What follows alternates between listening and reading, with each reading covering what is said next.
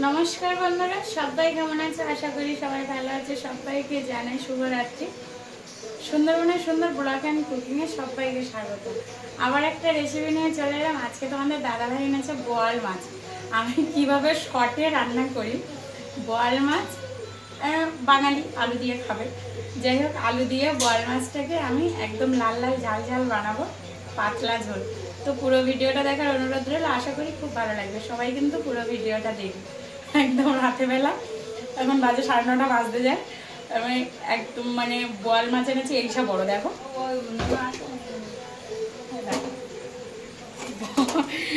বলটাকে দেখো, প্রায় 1-1.5 কিলো মাছ। 1-1.5 কিলো মাছ তুমি কি করতে এনেছো আমি তো বুঝলাম না। যাই হোক, তো এর থেকে আমি ভালো ভালো পিস দেখে নিয়ে নেব, আরগুলো কিন্তু আমি রেখে দেবো, ঠিক আছে? তো আজকে আমি রান্নাটা দেখাবো তোমাদের একদম শর্টে, কিভাবে লাল লাল ঝাল ঝাল বানানো যায় আদা রসুন পেঁয়াজ ছাড়া। যাই হোক, তো আমি এর থেকে মাছ তুলে নিচ্ছি খানিকটা, কারণ হচ্ছে এত মাছ রান্না করা যাবে না, অনেকটা মাছ। তো আমি এই মাছটা রেখে দিয়ে আসবো, কারণ হচ্ছে সম্ভব না একদম এত মাছ আর এই রাতে, ঠিক আছে? মাছটা দেখো, এখানে আমি নিয়ে নিয়েছি একেবারে সেই লেভেলের পিসগুলো করেছে, দেখো না, মিডিল দিয়ে একটা হবে। তো এখানে তো সেই লেভেলের মাছ নিয়ে নিয়েছি। এই মাছটা না দোকানদার কাটতে পারিনি, আর এই দেখো হলুদ হয়ে গেছে, দেখেছো, চর্বি হয়েছে। আর মাছটা কাটতে পারিনি, মাছটা যদি মিডিল দিয়ে করতো না, চাকা বেরোতো। এ দেখো একদম বড় বড়। তো এখানে আমি মাছ নিয়ে নিয়েছি হচ্ছে 3 পিস ভালো মাছ, আর কাঁটাটা আমার খেতে ভালো লাগে, সেই জন্য নিয়েছি এখানে। এইবারে আমি এগুলো নুন হলুদ তেল দিয়ে ম্যারিনেট করে নেব। এখানে দিয়ে দিচ্ছি লবণ,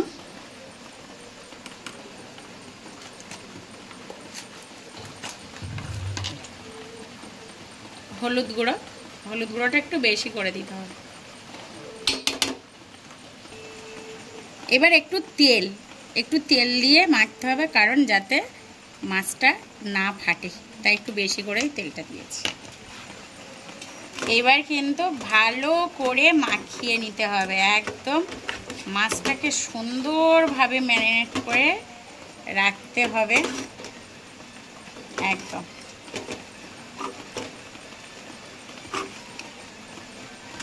সুন্দরভাবে। এই যে সুন্দরভাবে মাখিয়ে রাখতে হবে।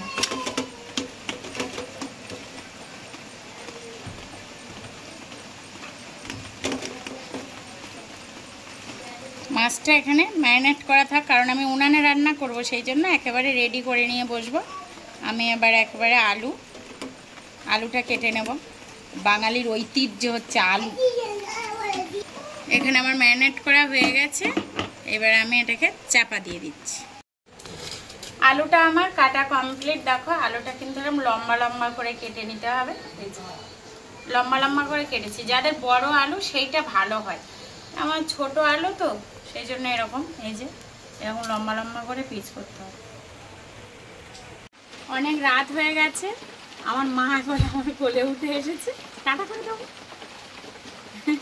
বলো টাটা। বলছে না। যাই হোক, উনান জ্বলে গেছে, এবার কড়াটা তুলে দিচ্ছি আমি। একদম হ্যাঁ করবে, একেবারে আদা রসুন পেঁয়াজ ছাড়া রান্না, শর্টে রান্না দেখাবো তোমাদের কিভাবে একদম শর্টে রান্না করা যায়, ঠিক আছে? দেখতে থাকো, আশা করি খুব ভালো লাগবে। উনানটা জ্বলে উঠুক। এবার আমি কড়াইতে তেল দিয়ে দেবো। অন্ধকারে রান্না হচ্ছে বন্ধুরা, কারেন্টটা চলে গেছে, ঠিক আছে? কড়াটা আমার, উনানটা জ্বলছে, ঠিক আছে, কারেন্টটা চলে গেল, হট করেই কারেন্টটা চলে গেল। রান্না করে আর রাতও হয়েছে, 10টা বাজে। তো যাই এত, হ্যাঁ, এই রাতেবেলা রান্না করার মজাটাই আলাদা, ঠিক আছে? তা আবার বর লাইট ধরবে, বরের সাথে মজা করে রান্না করাটাই আলাদা, ঠিক আছে? কিন্তু এই এত রাতে রান্না করে দেখো, ঠিক আছে? গ্রামের দিকে বিশেষ করে খুব মজা লাগে।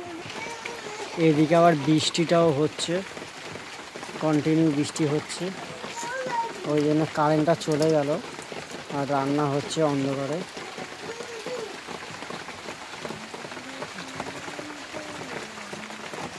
কড়াইটা কিন্তু কারেন্টও চলে এসেছে, কড়াইটাও গরম হয়ে গেছে, তেলটা গরম হয়ে গেছে।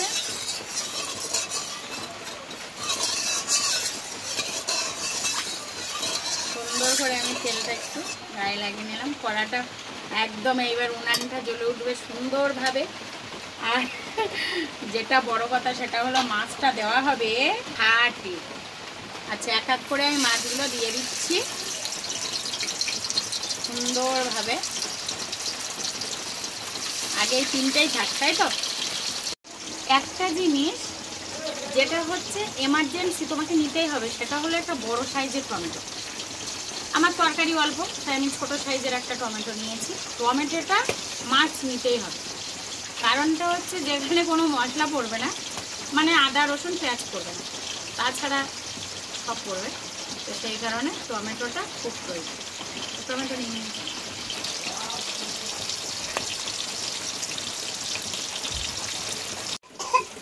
মাছ কোনোদিন কেউ চাপা দিয়ে ভাজে? আমি ভাজছি, তার কারণ ফাটিয়া ফাটিয়া আমারই গায়ে। এই সরে যা, সরে যা বাবারে। মাছগুলো কিন্তু সুন্দর ভাজা হয়েছে দেখো, আর সেই লেভেলের ফেটেছে, ফেটে সব আমার গায়ে এসে পড়েছে বন্ধুরা দেখো। হ্যাঁ হ্যাঁ, তেল পড়েছে। আচ্ছা, এ তো একটা বিশাল ব্যাপার। তেল আমারও পড়েছে, আমার মারও পড়েছে, তাই তো মা? তেল পড়েছে, পড়েছে। আচ্ছা ঠিক আছে, একসাথে দেবা দেবা। এসো না, থালাটা চাপাতে দাও আগে। একটা নোংরাতে পড়ে গেল। কড়াইতে কিন্তু তেল আছে, আমি আর তেলটা দিচ্ছি না। ওই তেলে আমি আলুটা ভেজে নেব। পুরো কড়াইটা গরম হয়ে গেছে। একবার জ্বললে তো না না আর একদম থামানো যায় না। কাঠের জাল কেমন জলে দেখছো? বিশাল জলে কাঠের জাল, কাঠে দাও দাও করে জ্বলে। পারফেক্ট আগুনটা কাঠেই ঠিকঠাক জ্বলে। হলুদ গুঁড়া,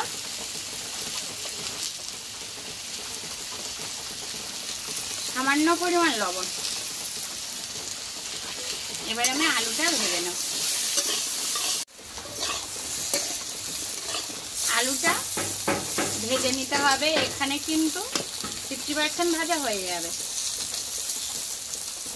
মানে সেদ্ধ হয়ে যাবে 50%। আলুটা ভাজা হয়ে গেছে, তুলে নিচ্ছি আমি।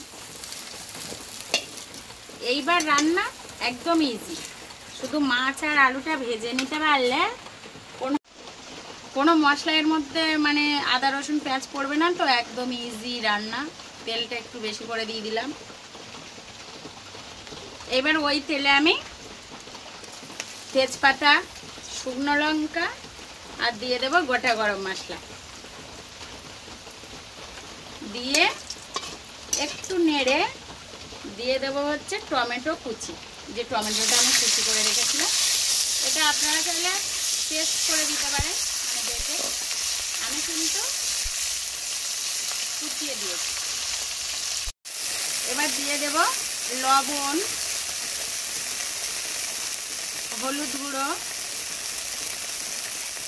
ঝাল লঙ্কার গুঁড়ো, সব গুঁড়ো দিচ্ছি আমি। জিরে গুঁড়ো পরিমাণ মতো,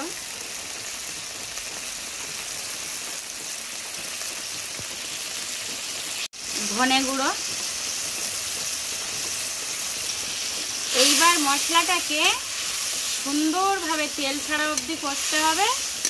তেলটাও ছেড়ে দেবে আর টমেটোগুলোও সেদ্ধ হয়ে একদম মিক্সড হয়ে যাচ্ছে। কষিয়ে নেব আমি কিন্তু মশলাটা যাতে পুড়ে না যায়, মাঝে তেল দিয়ে এই জল দিয়েছিলাম, সেটা দেখানো হয়নি তাই বলে দিলাম, যাতে পুড়ে না যায় একটু জল দিতে হবে। এবার যেটা দিতে হবে হচ্ছে গরম মশলা গুঁড়ো। এটা অপশনাল, আপনারা না চাইলেও নাও দিতে পারেন, আমি কিন্তু দিই না, তবু আজকে ছিল বলে দিয়ে দিই। এবার আর একটু কষে নিতে হবে। কষে নিয়েছি, মশলা থেকে তেলও ছেড়ে দিয়েছে দেখো। এবারে আমি ভেজে রাখা আলুটা দিয়ে দেবো। এবার আরেকটু মশলার সাথে আমি কষিয়ে নিচ্ছি সুন্দর করে। অন্য এই ইয়েতে তো আমার একটু তেলটা বেশি পড়ে গেছে, আপনারা একটু তেলটা কম দেবেন। এইবার আমি জল দিয়ে দিব এবার পরিমাণ মতো। ওখানে কিন্তু আমার আলুটা সেদ্ধ হয়েই আছে, আর আমি উনানা করছি তাই জন্য একটু পরিমাণে বেশি জল দিয়েছি। আমি এবার চাপা দিয়ে দিচ্ছি, ফুটে উঠলে মাছটা দেব। এখানে দেখো ঝোলটা কিন্তু দারুণভাবে ফুটে গেছে। এবার আমি ভেজে রাখা মাছগুলো দিয়ে দিচ্ছি। এবার ভালো করে ফুটে ঝোলটা এমনি পাতলা ঝোল হবে, তারপরেও ঝোলটা ফুটে গেলে একটু আর আলুটা সেদ্ধ হয়ে গেলে কিন্তু নামিয়ে নেব। হ্যাঁ দাঁড়াও মা, তরকারিটা কিন্তু দেখো আমার হয়ে গেছে একদম। অন্ধকারে বুঝতে পারবে কি আমি জানি না, লাইটের আলোয় দেখো আলুও কিন্তু আমার সেদ্ধ হয়ে গেছে, আর লাল লাল ঝাল ঝাল একদম পাতলা ঝোল। বোয়াল মাছ আলু দিয়ে লাল লাল ঝাল ঝাল মশলা ছাড়াই পাতলা ঝোল। দেখো বোঝা যাচ্ছে শোনা? তরকারিটা কিন্তু আমার হয়ে গেছে দেখো, লাল লাল ঝাল ঝাল একদম বোয়াল মাছের আলু দিয়ে মশলা ছাড়া, পেঁয়াজ রসুন আদা ছাড়া। তো এইভাবে বানিয়ে দেখবে, খুব ভালো খেতে হয়। আর একদম শর্টই রান্নাটা, মানে যে কেউ ধরো খুব তাড়াতাড়ি রান্না করবে ভাবছে তারা এইভাবে করতে পারে। দেখো লাল লাল ঝাল ঝাল